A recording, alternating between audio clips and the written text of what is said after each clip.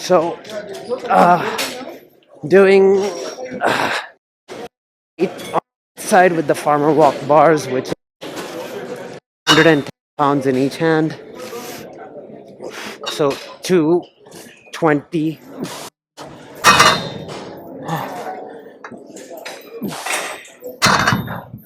All the usual.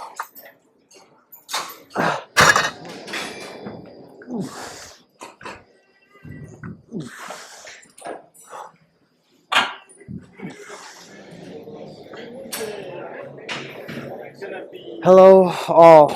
Back in the gym. Yesterday, I didn't end up lifting. I just went on a 5 mile run. If you guys watched the video the day before that, I said I was trying to incorporate more running into my workouts. And so yesterday was day one, I guess. Today, having not handled weight yesterday, it feels like a lot of my weight handling capability is back. Well, not back. If you had to think of it as like a hit point bar from a gaming perspective, if you keep lifting every day, it kind of stays at like 75 constantly. But then when I take a break, it goes to 100. I hope that made sense. In any case, it was a very nerdy way of explaining things. And yeah, I'm not even starting with the sled, I'm starting with farmer walks. So today is going to be a lot of circuit training, but trying to stay on the heavier side of things. Starting off with farmer walks. So, doing it on the side with the farmer walk bars, which is 110 pounds in each hand. So 220 in total.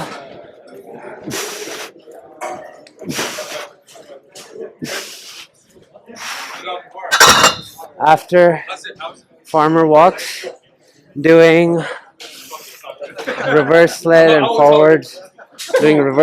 forward, sled. Uh, Having 4 plates on the sled. The gym's awfully crowded. It's Ramadan, so a lot of people show up after fasting or after breaking their fast.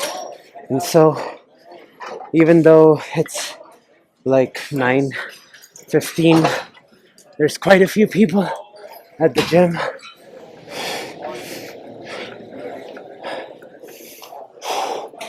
Anyway, sled pushback.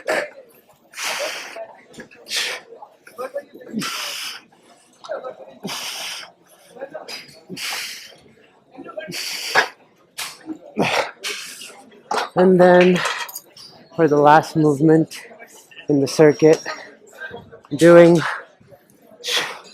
kettlebell, anchored, clean and press. So I have a 62-pound kettlebell in my right hand and a 35-pound kettlebell in my left. Doing 5 reps.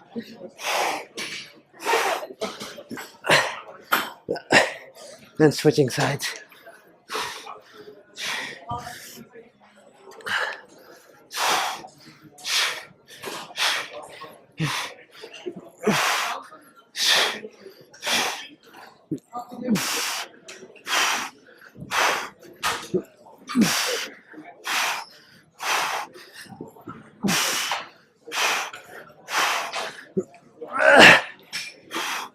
So yeah, this is the circuit that I'm starting off with, keeping things relatively heavy.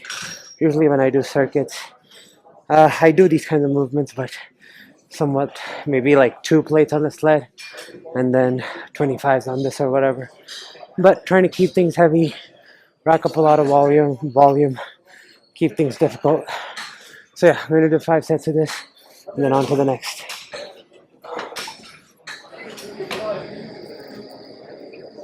So for this set of movements, pretty much using all the equipment from before, but so doing a single hand farmer walk, but the 28 kilogram, 62-pound kettlebell is going to be in clean position. So I've added 10 pounds to, or 20 pounds to the farmer walk bar, so which makes it 130 pounds. and then 62 pounds in the other hand. So essentially I'm going to keep the kettlebell in shoulder rack position, walk there, switch sides, and walk back. So it looks like this. So first, getting both weights up, then going to clean the kettlebell, and then walk.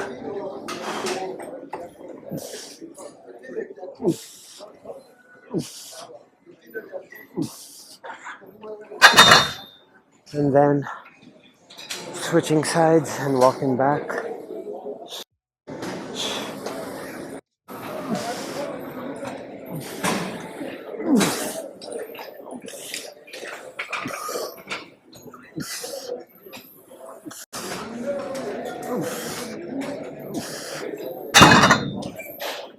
After that, going to do forward sled drag. I've gone down 2 plates on the sled, mostly because the movement that I'm going to do on the other end is hard to do with 4 plates. So anyway, going to hold the TRX behind me and drag the sled forward. I don't know what it is about people in the gym. Like, it's not that oblivious, or they act so oblivious. I'm like clearly using the turf, but people like to move around the area as if nothing is going on. Like, it's okay if I'm not doing it, but like they walk clean and pretend like nothing's going on. It makes me mad when that happens. In any case, so I'm doing a sled, reverse sled push back, and this movement is actually quite taxing if I had 4 plates on, so that's why I decided to go with 2 plates. Then for the final movement of the circuit, doing single arm deadlift with this bar, but the bar is thicker than a regular barbell, so it's a lot more intense on the grip strength. Doing 5 each side, alternated.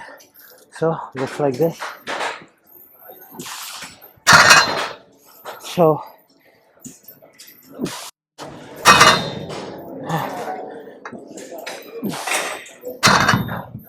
all the usual muscles involved in a single arm deadlift, but the thicker handle makes a world of difference on the difficulty.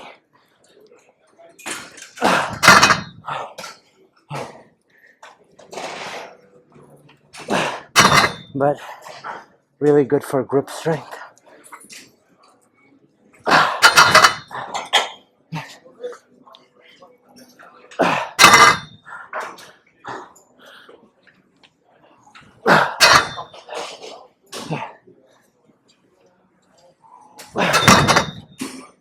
So yeah, that was set 4, doing 5 sets of this, and then on the next thing.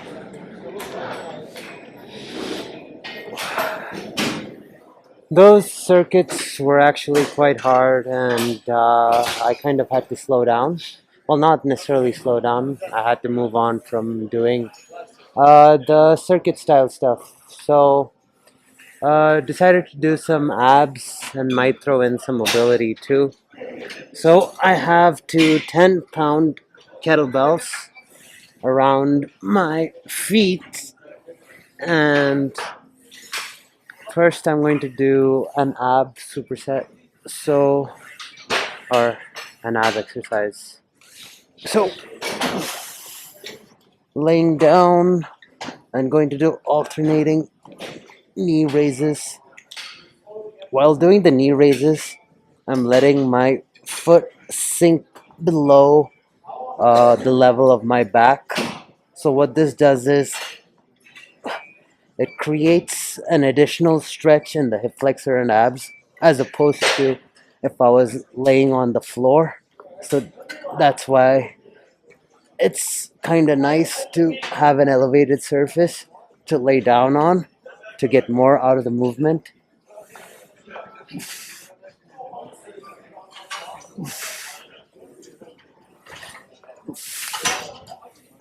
Going for 8 on each side.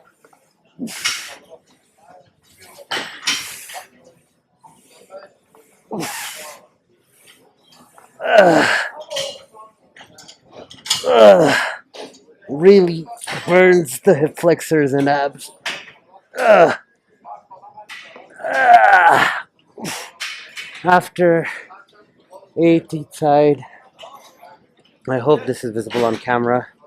I'm doing alternating tib raises. So, uh, keeping one, like, uh, I don't know how to call it, like both tibialis contracted, and then one goes down and up, then the other goes down and up.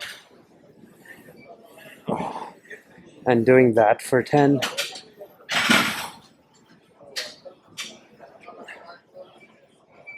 I hope the movement of the feet is obvious on camera.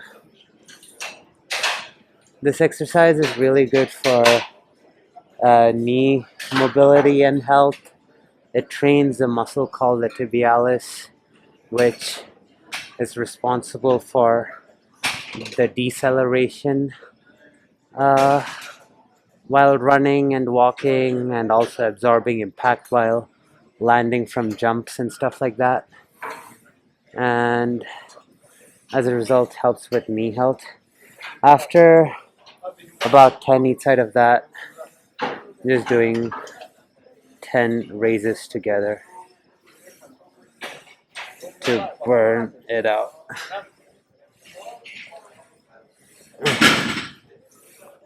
The tibs are a muscle that goes undertrained, and me being someone who is aware of it still doesn't train it as much as I should. But yeah, starting off with this. Let's see what else I do.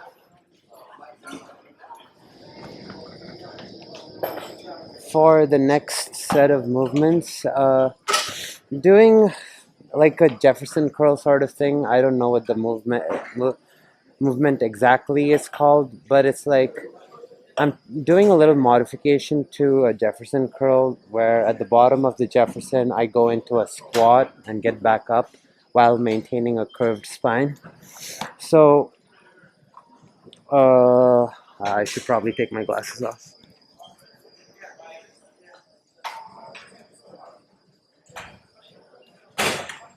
Okay, so a regular Jefferson looks like this.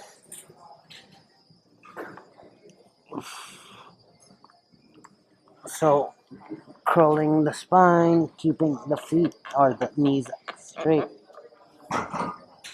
and coming back up. Actually, I think I should curl it a little bit more. So,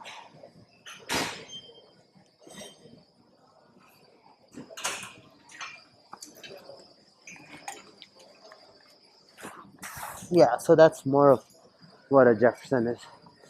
So, in this variation that I'm doing, that movement stays the same where I'm curling at the spine, going all the way down. But once I'm here, I go into a squat, then come back up. Maybe even do that a few times.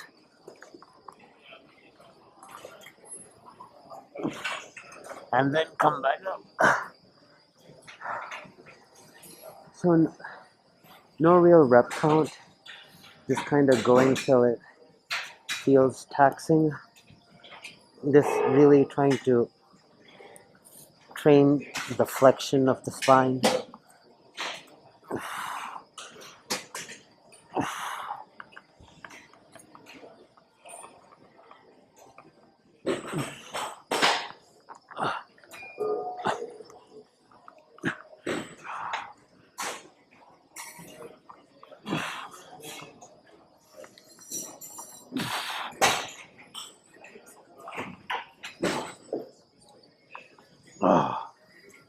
Oh, good exercise for spinal mobility and posterior chain mobility.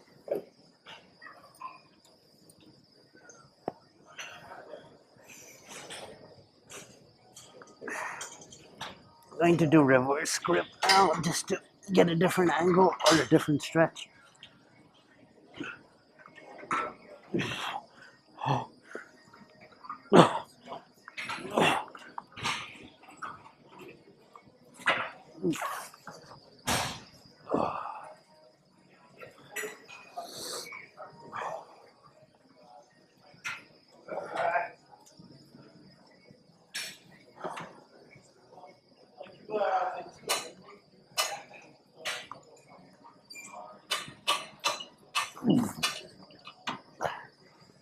Just decided to end off with a regular Jefferson on that. Then supersetting that with leg elevated ATG split squats. So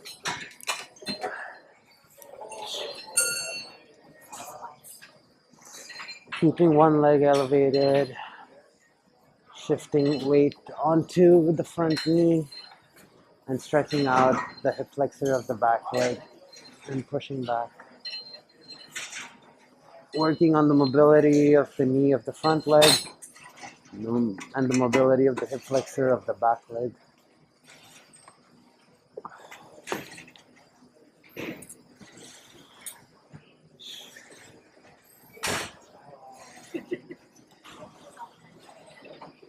Doing 5 and switching sides.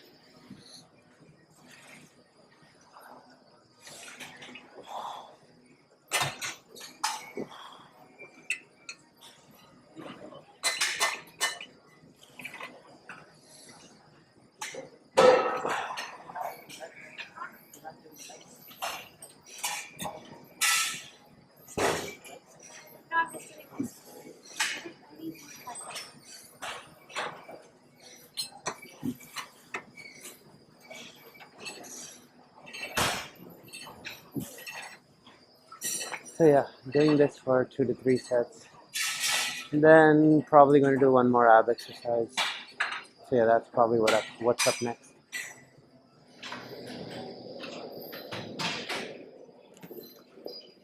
Finishing off with some sit-ups on the glute ham bench.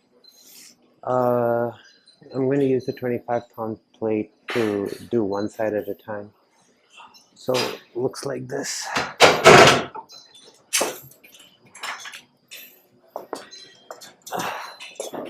Holding the plate behind me,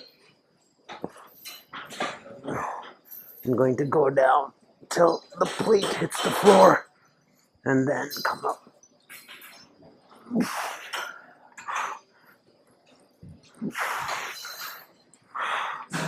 Doing it 5 times.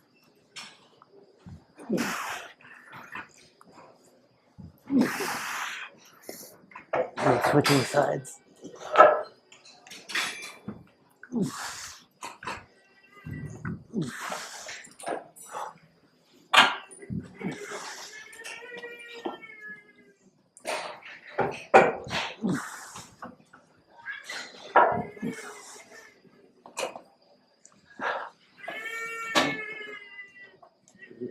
I'm going to do a couple of sets of this, and I'll just record one more.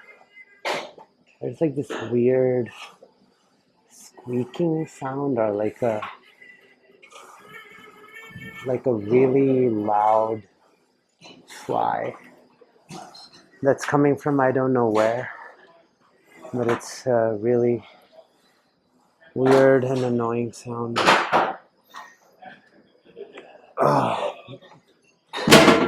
I don't know, I might try to go up or go for a few more reps on this set each side, or just aim for 6, which will be one more rep on each side.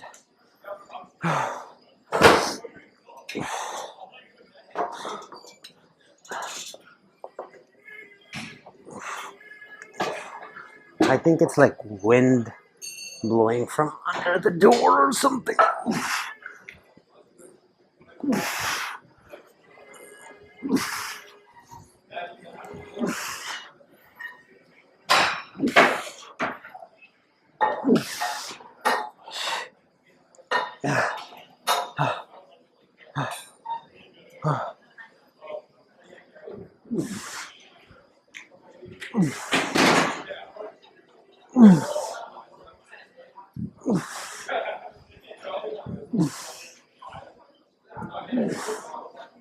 Oh, so yeah, I'm going to do this for a couple sets, and that will be it for the workout.